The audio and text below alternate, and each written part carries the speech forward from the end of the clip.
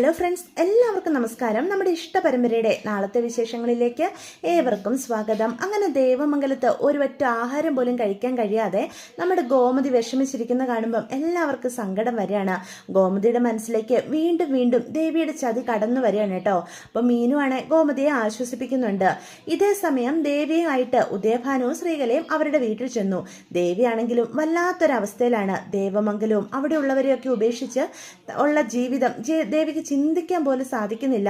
എനിക്കിപ്പം തന്നെ ദേവമംഗലത്ത് പോകണം, എനിക്ക് അവിടെയുള്ളവരോട് എൻ്റെ ഭാഗത്തെ ന്യായം പറയണം, എൻ്റെ നിരപരാധിത്വം അവരെ ബോധ്യപ്പെടുത്തണം എന്ന് പറഞ്ഞ് വല്ലാതെ വാശിയോടുകൂടി സംസാരിക്കാം. അപ്പോൾ ഉദയഭാനു പറയുന്നുണ്ട്, മോളെ നീ ഇനി അങ്ങോട്ട് പോയി കഴിഞ്ഞാൽ ബാലനും ഗോമതിയും നിന്നോട് ക്ഷമിക്കുമെന്ന് നീ കരുതുന്നുണ്ടോ? അവര് നമ്മളോട് ഒരു മാന്യത ഇനി കാണിക്കത്തില്ല എന്ന് പറയാണ്. ഇല്ല, എനിക്ക് അവരെ ആരെയും ഉപേക്ഷിച്ച് ജീവിക്കാൻ സാധിക്കില്ല. ആനന്ദേട്ടന് എന്നെ വേണ്ടെന്ന് അതെങ്ങനെ ശരിയാകും? ഞാൻ ആനന്ദേട്ടൻ്റെ ഭാര്യയല്ലേ എന്നൊക്കെ പറഞ്ഞ് ദേവി വല്ലാതെ സംസാരിക്കാൻ കേട്ടോ. അപ്പോൾ ദേവിയുടെ അവസ്ഥ കാണുമ്പം ഉദയഭാനുവിനും ശ്രീകലയ്ക്കും നല്ല വിഷമം വരുന്നുണ്ട്. ശ്രീകല പറയും, എൻ്റെ മോള് ഒന്നും ഓർത്ത് സങ്കടപ്പെടണ്ട. എൻ്റെ മോളെ വേദനിപ്പിച്ച ഒറ്റ ഒരുത്തിനെ പോലും സമാധാനത്തോടെ ജീവിക്കാൻ ഈ ശ്രീകല അനുവദിക്കില്ല.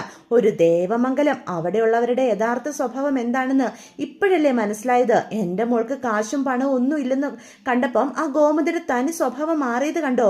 എൻ്റെ കുഞ്ഞിനെ കൈ പിടിച്ച് വാതിലിന് പുറത്തേക്ക് വലിച്ചിടാൻ അവൾക്ക് എങ്ങനെ ധൈര്യം വന്നു? ഇത് വെറുതെ വിടാൻ ഞാൻ ഉദ്ദേശിച്ചിട്ടില്ല. എൻ്റെ കുഞ്ഞിനോട് ചെയ്ത ഈ ചതിക്കുള്ള ശിക്ഷ അവർക്ക് ഞാൻ കൊടുക്കും. എൻ്റെ മോളെ അവരിവിടെ വന്ന് ആനയിച്ച് ദേവമംഗലത്തേക്ക് കൊണ്ടുപോകുന്നത് ഞാൻ കാണിച്ചു തരാം എന്ന് പറയാം. അത് കേൾക്കുന്ന ഉദയഭാനു പറയും, നീ എന്ത് വിചാരിച്ചാ ശ്രീകലെ ഇങ്ങനെയൊക്കെ വിളിച്ചു പറയുന്നത്? ഇത് വല്ലതും നടക്കുമെന്ന് നിനക്ക് തോന്നുന്നുണ്ടോ? ആ ബാലൻ എന്നെ തല്ലാതെ വിട്ടത് തന്നെ വലിയ കാര്യമാണ്. അയാളോട് അത്ര വലിയ വഞ്ചന ചെയ്ത നമ്മളോട് ഇനി അയാൾ ക്ഷമിക്കുമോ? നമ്മളുമായിട്ടൊരു ബന്ധം പോലും അയാൾക്ക് താല്പര്യമില്ലെന്നല്ലേ പറഞ്ഞത്? അങ്ങനെ പറിച്ചു മാറ്റാൻ പറ്റുന്നൊരു ബന്ധമാണോ നമ്മുടെ മോളുമായിട്ട് ആനന്ദിനുള്ളത്? ആനന്ദിന്റെ ഭാര്യ ഇവള്, നിയമപരമായി ഇവളാ അവന്റെ ഭാര്യയാണ്. ആ ബോധം അവിടെ ആർക്കും ഇല്ലല്ലോ. എൻ്റെ കുഞ്ഞിനെ ഇത്രയധികം വേദനിപ്പിച്ച ഒറ്റ ഒരുത്തിനെ പോലും ഞാൻ വെറുതെ വിടില്ല. ആ ഗോമതി, അവളെയൊക്കെ ഞാനുണ്ടല്ലോ സമാധാനത്തോടെ ജീവിക്കാൻ സമ്മതിക്കില്ല എന്ന് പറഞ്ഞ് വല്ലാതെ ദേഷ്യപ്പെടുകയാണ് കേട്ടോ. അത് കാണുന്ന ദേവി പറയും, അമ്മേ, ബാലച്ചനെ അമ്മയും ഇങ്ങനെയൊക്കെ പറയാൻ അമ്മയ്ക്ക് എന്ത് യോഗ്യതയുള്ളത് എന്ന് ചോദിക്കുകയാണ്. അവർ ചെയ്തതിലോ പ്രവർത്തിച്ചതിലോ ഒരു തെറ്റുമില്ല. അവരോട് തെറ്റ് ചെയ്തതും അവരോട് വഞ്ചന കാണിച്ചതും നമ്മളല്ലേ എന്ന് ചോദിക്കുക. എന്ത് വഞ്ചന നമ്മൾ ചെയ്തെന്നാ ഈ പറയുന്നത്? നിന്നെപ്പോലെ നല്ലൊരു മരുമകളെ അവർക്ക് കിട്ടിയില്ലേ? എന്നിട്ടിപ്പം നമ്മൾ പറഞ്ഞ ഒന്നോ രണ്ടോ കള്ളത്തിന്റെ പേരിൽ നിന്നോട് ചെയ്ത പ്രവൃത്തിയൊന്നും ക്ഷമിക്കാൻ ഈ ശ്രീകലയ്ക്ക് സാധിക്കില്ല. നിന്നെ ഒരു മനുഷ്യന ആണെന്നുള്ള പരിഗണന പോലും തരാതെയല്ലേ കൈ പിടിച്ചു പുറത്തേക്ക് ഇട്ടത്? മൃഗത്തിനെയൊക്കെ പിടിച്ച് പുറത്ത് കളയുന്നത് പോലെ. ഇത് എവിടുത്തെ ന്യായവാ? ആ ഗോമതിയുടെ തനി സ്വഭാവം നിനക്കിപ്പോൾ മനസ്സിലായില്ലേ? നിനക്ക് എപ്പോഴും അമ്മ, ബാലച്ചനെന്നും പറഞ്ഞുകൊണ്ട് ഞങ്ങളോട് പോലും ഇല്ലാത്ത സ്നേഹമായിരുന്നല്ലോ അവരോട്. അതിനുള്ള പ്രതിഫലമാണ് നിനക്ക് കിട്ടിയത്. അനിയന്മാര് എന്ന് പറയുമ്പം നിനക്ക് എത്ര സ്നേഹമായിരുന്നു. അവരാരെങ്കിലും നിനക്ക് വേണ്ടി ഒരു വാക്ക് സംസാരിച്ചോ എന്ന് ചോദിക്കാം. അപ്പൊ ദേവി വീണ്ടും തല കുനിച്ചിരുന്ന് കരയുവാണ് കേട്ടോ. അപ്പൊ അവസ്ഥ കാണുമ്പം ശ്രീകല സ്നേഹത്തോടു കൂടി ദേവിയോട് പറയും, മോളെ ദേവി, നീ ഇങ്ങനെ വേദനിക്കരുത്. നീ ഒരു തെറ്റും ചെയ്തിട്ടില്ല. എൻ്റെ മോളോട് ചെയ്തതിനുള്ള ശിക്ഷ അവർക്ക് ഞാൻ കൊടുത്തിരിക്കും. ഇത് ശ്രീകലയാ പറയുന്നത്. എൻ്റെ യഥാർത്ഥ സ്വഭാവം എന്താണെന്ന് അവർക്ക് ആർക്കും അറിയില്ല. ഒരു ദേവമംഗലം എല്ലാം നശിച്ചു പോകത്തേ ഉള്ളൂ. എൻ്റെ കുഞ്ഞിന്റെ കണ്ണിൽ നിന്ന് വീണ ഓരോ തുള്ളി കണ്ണുനീരിനും അവളുടെ അമ്മയായ ഞാൻ പ്രതികാരം വീട്ടിയിരിക്കും. എൻ്റെ മോള് അവിടെ തന്നെ ആ ആനന്ദിന്റെ ഭാര്യയായിട്ട് തന്നെ ജീവിക്കുന്നത് ഞാൻ കാണിച്ചു തരുന്നുണ്ട് എല്ലാത്തിനെയും എന്നും പറഞ്ഞ് അവിടെ കിടന്ന് ഉറഞ്ഞു തുള്ളുവാണ് കേട്ടോ. ഇതേ സമയം നമ്മുടെ ആകാശവും ആര്യനും ആനന്ദും ഒക്കെ ഇങ്ങനെ ചിന്തിക്കുന്നത് നമ്മുടെ ധർമ്മനെ പറ്റിയാണ് കേട്ടോ. ഇനിയെങ്കിലും മാമന്റെ നിരപരാധിത്വം എല്ലാവർക്കും മനസ്സിലായില്ലേ? ഇനി മാമനെ തിരിച്ചിങ്ങോട്ട് കൊണ്ടുവരണം എന്ന് ആനന്ദാണ് എല്ലാവരോടുമായിട്ട് പറയുന്നുണ്ട്. അപ്പം ഇങ്ങനെ ഇപ്പോഴത്തെ സാഹചര്യത്തിൽ ധർമ്മൻ തിരിച്ചു വന്നാൽ ഒരു സമാധാനമാകും നമ്മുടെ ഗോമതിക്കും ബാലനും എന്നൊക്കെ ഒരു ചിന്ത മക്കളെല്ലാവരുടെയും മനസ്സിലൂടെ കടന്നു വരുന്നുണ്ട് കേട്ടോ. പെട്ടെന്ന് ആകാശ് പറയും, നമുക്ക് മാമനോട് സംസാരിക്കണം. മാമൻ ഒരു നെ പോലെയാ ഈ വീട്ടിൽ നിന്ന് ഇറങ്ങിപ്പോയത്. ഒരു തെറ്റും ചെയ്യാതെ മാമനോട് നമുക്ക് മാപ്പ് പറയണം. അറിഞ്ഞോ അറിയാതെയോ എങ്കിലും നമ്മളൊക്കെ മാമനോട് തെറ്റ് ചെയ്തവരാ എന്ന് പറയാൻ കേട്ടോ. അത് കേൾക്കുമ്പോഴത്തേക്കും ഗോമതിക്ക് ഒന്നുകൂടെ ദേഷ്യം വരിക. പേരും കള്ളി, അവളുടെ അച്ഛൻ ഇത്രയും വലിയ തെറ്റ് ചെയ്തിട്ട് അതെല്ലാം മറച്ചു വെച്ച് എൻ്റെ ധർമ്മനെ കള്ളനാക്കാൻ കൂട്ടുനിന്നല്ലേ അവള് എന്ന് പറഞ്ഞ് ഗോമതിക്ക് വീണ്ടും ദേഷ്യം വരിക.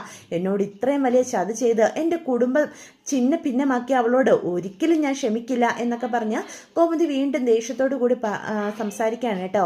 ബാലനാണെ ആകെ തകർന്നു നിൽക്കുകയാണ്. ഒരു തെറ്റും ചെയ്യാതെ താനും ധർമ്മനെ ഒരുപാട് കുറ്റപ്പെടുത്തി അവനെ ഒരു കള്ളനാക്കി. ആ വേദനയില അവൻ ഇവിടെ നിന്ന് ഇറങ്ങിപ്പോയത് എന്നൊക്കെയുള്ള ചിന്ത ബാലന്റെ മനസ്സിലേക്കും കടന്നു വരുന്നുണ്ട്. ബാലൻ ഒന്നും പറയുന്നില്ല. പക്ഷെ ആകാശവാര്യനും രണ്ടും കൽപ്പിച്ചു തന്നെയാണ്. ഉറപ്പായിട്ടും മാമനെ തിരിച്ചു കൊണ്ടുവരണം എന്നുള്ള ചിന്തയിൽ തന്നെയാണ് കേട്ടോ.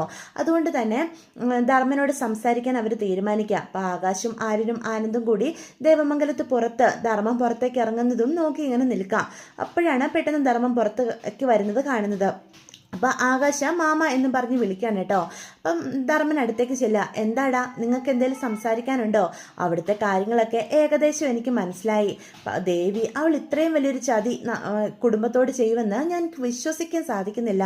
അത്ര സ്നേഹമായിരുന്നില്ലേ എല്ലാവരോടും അവൾക്ക് എന്ന് ചോദിക്കുകയാണ്. പെട്ടെന്ന് ആര്യം പറയും, മാമൻ തെറ്റുകാരനല്ലെന്ന് ഇപ്പം എല്ലാവർക്കും ബോധ്യപ്പെട്ടല്ലോ. മാമൻ്റെ നിരപരാധിത്വം മനസ്സിലാക്കിയാൽ എല്ലാവർക്കും മനസ്സിലായിട്ടുണ്ട്. മാമൻ ഇനിയെങ്കിലും തിരിച്ചു വരണം എന്ന് പറയാം. അത് കേൾക്കുമ്പം ഒരു പുച്ഛത്തോടു കൂടി ധർമ്മൻ ഇങ്ങനെ നിൽക്കുകയാണ് കേട്ടോ. ഇല്ലടാ, അവിടെ നിന്നും അത്രയധികം വേദനിച്ച ഞാൻ ഇറങ്ങിയത്. ഒരു കള്ളൻ എന്ന പേരും ചാർത്തിക്കൊണ്ടാണ് ഞാൻ ഇറങ്ങി വന്നത്. ഇനി ഒരിക്കലും എനിക്ക് നിങ്ങളുടെ പഴയ മാമനായി ദേവമംഗലത്ത് കളിച്ച് തിരിച്ച് നടക്കാനൊന്നും സാധിക്കില്ലടാ. ഇനിയിപ്പം ഒരിക്കലും ഞാൻ ദേവമംഗലത്തേക്ക് മടങ്ങി വരത്തില്ല എന്ന് തീർത്തു പറയാണ്. അത് കേൾക്കുമ്പോൾ ആനന്ദ് ചോദിക്കും, മാമൻ എന്തിനാ മാമ ഇങ്ങനെ കടുത്ത തീരുമാനമൊക്കെ എടുക്കുന്നത്? മാമൻ്റെ നിരപരാധിത്വം ഞാൻ തെളിയിച്ചില്ലേ. മാമനൊരു തെറ്റും ചെയ്തിട്ടില്ല എന്ന് അച്ഛനും അമ്മയ്ക്കും സകല ആൾക്കാർക്കും ബോധ്യപ്പെട്ടിട്ടുണ്ട്. ഇനിയെങ്കിലും മാമൻ തിരിച്ചു വാ, മാമനൊരു കള്ളനല്ലല്ലോ എന്ന് പറയാണ്. പെട്ടെന്ന് ധർമ്മം പറയും, നിന്റെ ജീവിതം ഇങ്ങനെയായി തീർന്നതിൽ എനിക്ക് സങ്കടമുണ്ടടാ. നിനക്ക് വേണ്ടി എന്തും ചെയ്യാനും ഞാൻ തയ്യാറാ. പക്ഷെ ഒരിക്കലും ഇനി ദേവമംഗലത്തേക്ക് ധർമ്മം മടങ്ങി വരില്ല. അത് ശരിയാകില്ലടാ. കള്ളനെന്ന് വിളിച്ച എന്നെ അവിടെ നിന്ന് ഇറക്കി വിട്ടത് അതൊരിക്കലും എൻ്റെ മനസ്സിൽ നിന്നും ആയില്ല. അളിയനെയും ചേച്ചിയെയും ഞാൻ എൻ്റെ സ്വന്തം അച്ഛൻ്റെ അമ്മയുടെ സ്ഥാനത്താണ് കണ്ടിരുന്നത്. പക്ഷെ അവരുടെ മനസ്സിൽ എനിക്കെന്ത് സ്ഥാനമായിരുന്നെന്ന് എനിക്ക് മനസ്സിലാക്കി തന്നൊരു സംഭവം അത്. ശരിക്കും പറഞ്ഞാൽ ദേവിയോട് എനിക്ക് നന്ദിയേ ഉള്ളൂ. ആ കുടുംബം കാരണമാണല്ലോ എല്ലാവരുടെയും മനസ്സിലിരിപ്പ് എനിക്ക് ബോധ്യപ്പെടാനായിട്ട് ഒരവസരം ഒരുക്കിയത്. അല്ലെങ്കിൽ ഇന്നും പൊട്ടക്കിണറ്റിലെ തവളയെ പോലെ ഞാനൊരു മണ്ടനെ പോലെ അവിടെ എന്ന് നിന്നേനെ. പക്ഷെ ഇനി ധർമ്മനെ ആ വഴിക്ക് കിട്ടില്ല. ഇപ്പോഴെനിക്ക് എല്ലാവരുടെയും തനി സ്വഭാവം മനസ്സിലായിട്ടുണ്ട്.